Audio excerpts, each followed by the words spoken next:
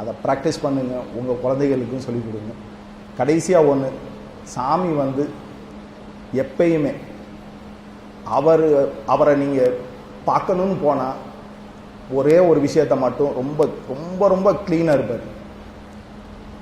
ஒரு தடவை சன்னதி ஸ்ட்ரீட்டில் நான் போகிறேன், ஏற்கனவே ஒரு டிவோட்டி இருந்தாங்க. சாமி கேட்குறாரு, பார்த்திபன் கோயிலுக்கு போயிட்டு வருவோம் அப்படிங்கிறாரு. ஏன்னா அவங்க உள்ளே உட்காந்துருக்காங்க, நான் கேட்டில் கதவையே திறக்கலை. சரின்னு சொல்லிட்டு நேராக கோயிலுக்கு போயிட்டேன்.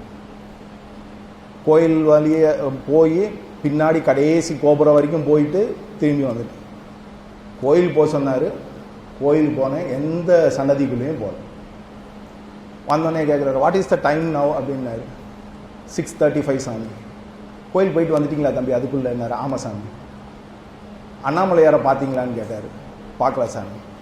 அந்த டிவோட்டி உள்ளே தான் உட்காந்துருக்காங்க. போய் அண்ணாமலையாரை பார்த்துட்டு வருவோம்.